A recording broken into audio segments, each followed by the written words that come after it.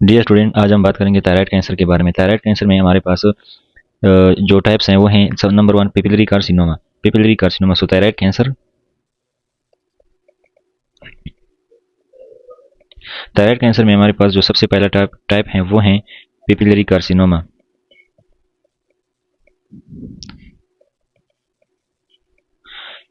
इसके बाद हमारे पास जो दूसरा टाइप है वो है follicular carcinoma. Follicular carcinoma.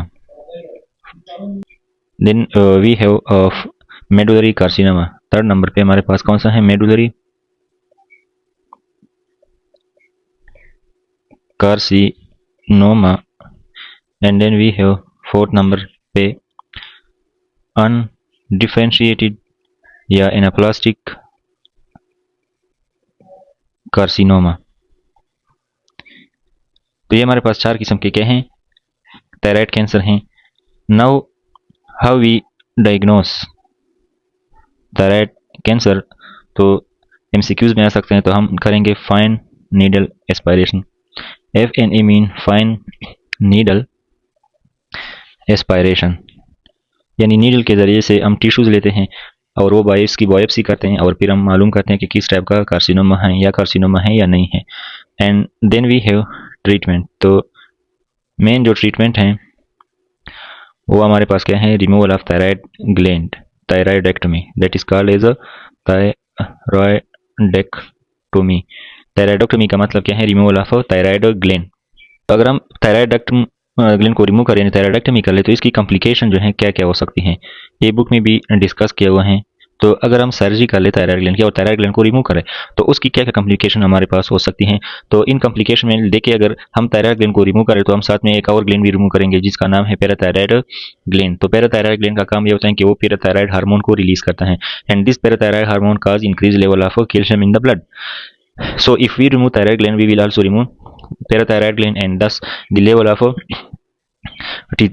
PTH यानी parathyroid hormone will decrease and result in hypocalcemia. So complication में हमारे पास क्या है? हाइपोकैल्सीमिया। और वो किस तरह से होता है जो मैंने अभी बताया। तो हाइपोकैल्सीमिया जो है इसमें हो सकता है। Then we have types of thyroid cancer. तो थायराइड कैंसर में जो टाइप्स हैं उसमें है पेपिलरी कार्सिनोमा। तो पेपिलरी कार्सिनोमा का जो ओरिजिन है वो क्या है? Thyroid follicular cell. Thyroid follicular cell, thyroid के जो फोलिकुलर सेल हैं वहां से पेपिलरी कार्सिनोमा जो है इसमें एराइज होती हैं। और ये जो है मोस्ट कॉमन टाइप भी हैं, इंपॉर्टेंट हैं with respect to MCQs. Most common type of thyroid cancer is papillary carcinoma. तो अगर कोई आपसे पूछे या एमसीक्यूज में आ जाए कि what is the most common cause of thyroid cancer, so your answer will be papillary carcinoma. और इसमें दो किस्म के जो सेल हैं वो पाए जाते हैं जो वेरी वेरी इंपॉर्टेंट हैं, जिनमें हमारे पास नंबर 1 पे यानी सेल्स जो हमारे पास पेपिलरी कार्सिनोमा में पाए जाते हैं वो हैं ऑर्फन एनी आई।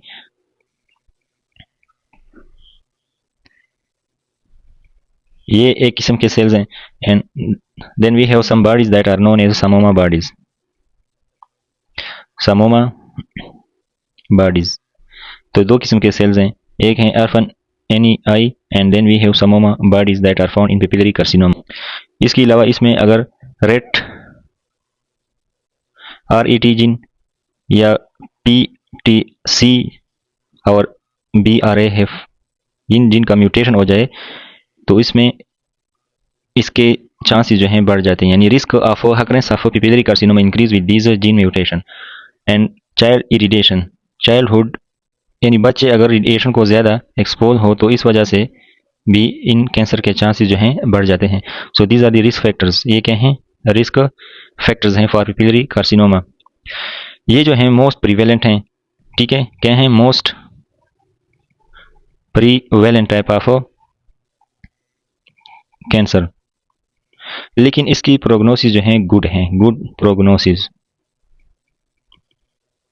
और इसमें जो है पल्पेबल लिम्फ नोड्स मौजूद होते हैं। क्या होते हैं? पल्पेबल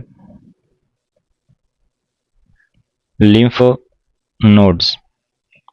तो ये हमारे पास हैं papillary carcinoma. Then we have follicular carcinoma. ये क्या है? पेपिलरी कार्सिनोमा है। Then we have follicular carcinoma. Follicular carcinoma जो है सेकंड नंबर पे है। तो फोलिकुलर कार्सिनोमा को हम यहाँ पे डिस्कस कर लेते हैं, इसमें कुछ इंपॉर्टेंट पॉइंट्स डिस्कस कर लेते हैं कि इसकी प्रोग्नोसिस जो है गुड है, गुड प्रोग्नोसिस, ठीक है। और यहाँ पे एक और चीज़ जो है, इसका स्प्रेड जो है हेमाटोजेनस है, ये इसमें इंपॉर्टेंट, हेमाटोजेनस स्प्रेड जो है ये ब्लड के जरिए से फैलता है from one area to another, तो इसका जो स्प्रेड है वो क्या है, ट्रू ब्लड है। हेमाटोजेनस जो स्प्रेड है उसमें जो है ये इसके अंदर मौजूद होता है। इसके बाद मेडुलरी कार्सिनोमा जो है ये पैराफोलिकुलर सी सेल से डिराइव है, इट इज डिराइव्ड या फ्रॉम पैराफोलिकुलर सी सेल। ये चीज़ अगर आप नहीं लिख ले तो भी ठीक है, क्योंकि ये बुक में भी डिस्कस किए हुए हैं, ठीक है। तो इसको यहाँ पे डिस्कस कर लेते हैं। तो थायराइड कैंसर जो है typically diagnose with final aspiration, जो अभी हमने डिस्कस किया, और इसकी ट्रीटेड विद हाइपोथायराइडेक्टमी, थायराइडेक्टमी से इसकी ट्रीटमेंट करते हैं। इसकी कॉम्प्लिकेशन ऑफ सर्जरी, यानी अगर हम थायराइड ग्लैंड को रिमूव करें तो क्या क्या कॉम्प्लिकेशन आ सकती हैं। इसमें हाइपोकैल्सीमिया आ सकता है, क्योंकि पैराथायराइड हार्मोन कम होंगे due to the removal of parathyroid gland. अच्छा, इसमें transection of recurrent laryngeal nerve during ligation of inferior thyroid artery, यानी अगर हम इस सर्जरी के दौरान थायराइड हार्ट की जो इंफीरियर वाला है इसको लाइगेट करें, इस दौरान रिकरेंट लेरेंजियल नर्व की ट्रांसेक्शन की चांसेस जो है बढ़ जाती हैं। एंड दिस वजह से फिर dysphagia, dysphonia and harshness of sound, यानी डिस्फोनिया का मतलब हार्शनेस ऑफ वॉइस हो जाती हैं। और इंजरी हो सकती है to the external branch of superior laryngeal nerve during the ligation of superior thyroid vascular pedicle. अगर सुपीरियर थायराइड वास्कुलर पेडिसल को हम लाइगेट करें तो इसकी वजह से external branch of superior laryngeal nerve को भी डैमेज हो सकती हैं। एंड दिस में loss of tenor usually noticeable if professional voice user. तो लॉस ऑफ टेनर का मतलब जो म्यूजिक्स वाले होते हैं वो जो है उसकी आवाज़ जो है ख़राब हो जाती है।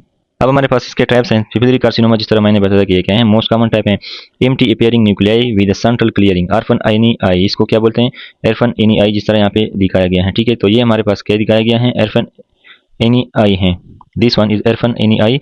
और ये इसके बाद हमारे पास क्या है, समोमा बॉडीज। तो ये दो बॉडीज जो है इसमें इंपॉर्टेंट है, ठीक है, बाद में मैं बताता हूँ इसमें जो इंपॉर्टेंट पॉइंट्स हैं। Nuclear grooves and this is mnemonic puppy and momma adapted orphan eye. अच्छा, इंक्रीज रिस्क को भी, जिस तरह मैंने बताया कि अगर R E T gene PTC rearrangement और बीआरएफ म्यूटेशन हो जाए या चाइल्ड रिलेशन हो जाए, इसके साथ इसकी रिस्क जो है ऑफ अकरेंस जो है इंक्रीज होती है।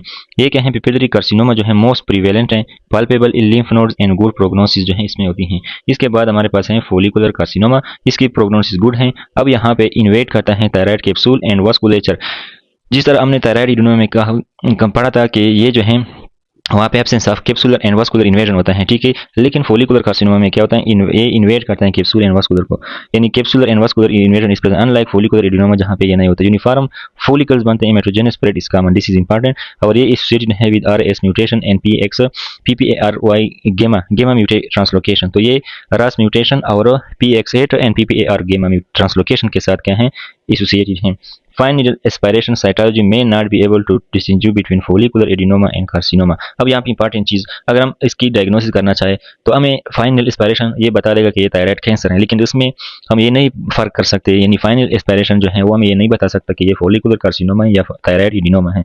सो this is a follicular adenoma and carcinoma. तो ये हमें फोलिकुलर एडिनोमा और कार्सिनोमा के दरमियान डिफरेंस नहीं बता सकता, ठीक है। हमें बता सकते हैं कि ये ट्यूमर हैं, बिनाइन हैं या कि ट्यूमर है, लेकिन ये नहीं बता सकता कि ये कौन सा है, यानी एडिनोमा है या कार्सिनोमा है। Then we have medullary carcinoma, ये जो है पैराफॉलिकुलर सी सेल से जो है प्रोड्यूस होते हैं, जो हमें पता है कि कैल्सिटोनिन प्रोड्यूस करते हैं। तो इसमें sheets of polygonal cell in amyloid stroma stain with the Congo red, ठीक है, इस seat with N2A N2B red mutation. तो ये हमारे पास मेडुलरी कार्सिनोमा है। देन वी हैव अनडिफरेंशिएटेड या एनाप्लास्टिक कार्सिनोमा, ये ओल्डर पेशेंट में होता है and present with rapidly enlarging neck mass. इसमें क्या होता है, कंप्रेसिव सिम्टम आते हैं, यानी नेक का जो मास है वो बढ़ जाता है एंड ये रिलेटेड स्ट्रक्चर को क्लोजली लोकेट स्ट्रक्चर को कंप्रेस करते हैं। कंप्रेसिव सिम्टम जो हैं जैसे कि डिस्पनिया, डिस्फीजिया, हार्शनेस ऑफ वॉइस जो है ये करता है। वेरी पुअर प्रोग्नोसिस एंड ये एसोसिएटेड है विद TP53 म्यूटेशन। तो जो अनडिफरेंशिएटेड या एनाप्लास्टिक कार्सिनोमा है ये क्या होता है, ये ओल्ड पेशेंट में मौजूद हैं। तो let's say for example if we have young patient है हमारे पास विद कंप्रेसिव सिम्टम।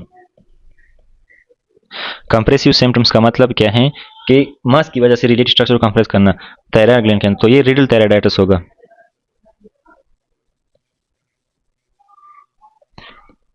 थायराइडाइटिस। लेकिन अगर ओल्ड पेशेंट हैं विद कंप्रेसिव सिम्टम्स तो हमारे पास क्या होगा, एनाप्लास्टिक कार्सिनोमा होगा। तो ये दो डिफरेंशियल डायग्नोसिस हैं। If we have young patient हैं लेकिन उसके अंदर कंप्रेसिव सिम्टम है तो रेडियल थायराइडाइटिस, लेकिन अगर ओल्ड पेशेंट कंप्रेसिव सिम्टम के साथ तो वो क्या होगा, एनाप्लास्टिक कार्सिनोमा होगा। तो इसकी समरी क्या है, अब थायराइड कैंसर को तो हमने पढ़ लिए हैं, एमसीक्यूज के हवाले से क्या क्या इंपॉर्टेंट है तो इसको हम यहाँ पे हाईलाइट करते हैं। सबसे पहले डायग्नोसिस थायराइड फाइनल एस्पायरेशन, इसके साथ जो हम इसकी डायग्नोसिस करते हैं, और ट्रीटमेंट थायराइडेक्टमी है, ठीक है। और इसकी सर्जरी की जो कॉम्प्लिकेशन है वो है एपोकेल्सीमिया है, बाकी जो है वो भी हैं। मोस्ट कॉमन वाला जो है वो है पेपिलरी कार्सिनोमा, और इसमें अर्फन, एनीआई और psammoma bodies, these are very very important, ठीक है। इसके बाद जो है फोलिकुलर कार्सिनोमा में जो है ये वाला लाइन जो है कैप्सूल इनविजिबल कोई मौजूद होता है ये, और साथ में जो है रास एंड ए वाला जो ट्रांसलोकेशन है अगर याद रखे तो ये भी अच्छा होगा, ठीक है। और ये वाला जुमला ये भी जो है इंपॉर्टेंट है कि जो फाइनल इंस्पायरेशन वही एडिनोमा और कार्सिनोमा के दरमियान डिफरेंस नहीं बता सकता। Then in the medullary carcinoma एक तो ये चीज़ें कि ये कहाँ से निकलता है, सी सेल से जो कैल्सिटोनिन प्रोड्यूस करता है। Main 2A and 2B rate mutation के साथ जो है ये मौजूद, ये क्या होता है, फिर इससे होता है एंड कॉन्गो रेट के जरिए से इसके हम स्टेनिंग करते हैं। And then we have this two line कि अगर पेशेंट है with compressive symptom then this will be Riedel thyroiditis young patient, अगर ओल्ड पेशेंट है with compressive symptom then it will be anaplastic carcinoma. So this is old patient. Old patient के अंदर अगर thyroid cancer होगा तो वो क्या होगा, मोस्टली अनडिफरेंशिएटेड एनाप्लास्टिक होगा, ठीक है। और ये क्या है, TP53 म्यूटेशन के साथ क्या है, एसोसिएटेड हैं। अगर एक एमसीक्यूज आ जाए जिसमें ओल्ड पेशेंट होगा, TP53 म्यूटेशन होगा या नहीं होगा, लेकिन कंप्रेसिव सिम्टम जिनमें dyspnoea, dysphagia and hoarseness of voice, तो हम मोस्टली क्या करेंगे, we will go toward undifferentiated and anaplastic anemia, carcinoma. So these are the thyroid cancer. So for further videos please subscribe to my videos so that you can get more free videos.